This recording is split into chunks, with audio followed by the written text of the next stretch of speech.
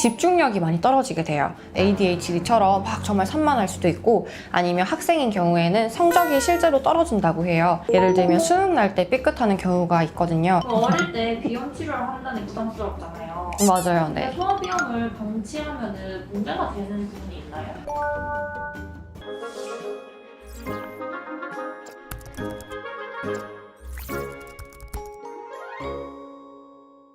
저희 사촌 동생이 콧물이 많이 나가지고 소아과에 갔더니 코감기 약을 처방해주더라고요. 비염은 아닐까 하고 걱정돼서. 그게 코감기랑 되게 비슷하거든요. 그래서 평소에 괜찮다가 갑자기 어느 순간에 콧물이 줄줄줄 난다. 이거는 무조건 코감기예요. 어릴 때 비염인지 아닌지는 어떻게 알아요? 제일 쉬운 거는 코감기가 걸렸을 때 잘 떨어지지가 않거나 아니면 떨어지자마자 바로 다시 걸리거나, 그러니까 되게 자주 걸리는 아이들 같은 경우에는 비염이라고 볼 수 있어요. 가장 정확한 거는 사실 내원하신 게 제일 정확해요. 정말 코감기만 뚝 있는 애들도 있고 코감기에 걸렸고 또 비염까지 있는 아이들도 있거든요. 그러니까 그 뜻이 코가 약해진 상태에서 코감기까지 계속 같이 들어있는 경우가 많아서 코 내시경을 보면 딱 나타나요. 그러니까 제일 좋은 거는 내원하시는 게 제일 좋긴 합니다. 어린아이가 이렇게 내시경 하는 거는 괜찮아요? 생각보다 아이들이 잘해요. 어.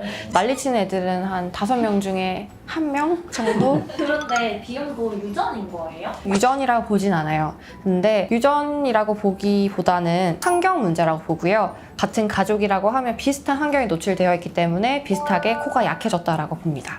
어릴 때 비염 치료를 한다는 게 사실 조금 부담스럽잖아요. 맞아요. 근데 네. 소화비염을 방치하면 문제가 되는 부분이 있나요? 정말 많아요. 우선은 소화비염 같은 경우에는 제가 제일 안타까운데 첫 번째가 짜증이 많이 나요.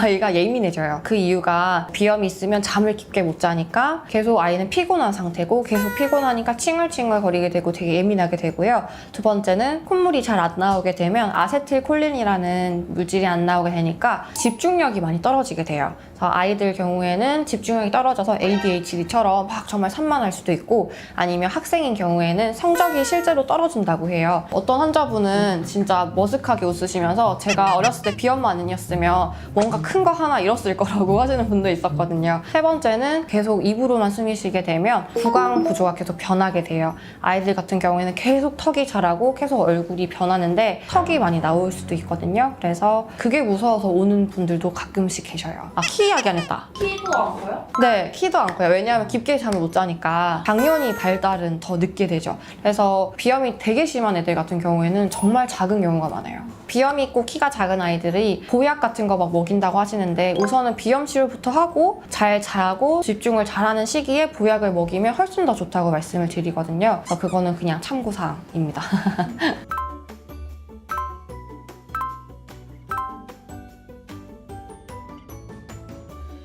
성장기인데 약을 쓰고 막 이러면은 좀 약이 독해서 그럴까 봐. 한방약은 정말 독한 게 하나도 없어요. 임산부도 드셔도 될 만큼 정말 순한 약이고요. 한방은 별게 아니에요. 식물의 뿌리, 줄기, 이파리를 달인 육수라고 생각하시면 되거든요. 특히 아이들 같은 경우에는 어른들이 똑같은 약을 받고 똑같은 약을 썼을 때보다 훨씬 더 빨리 재생이 되거든요. 그래서 어릴수록 더 빨리 치료가 되는 경향이 있으니까 고민하지 마시고 빠르게 치료가 되면 좋을 것 같아요.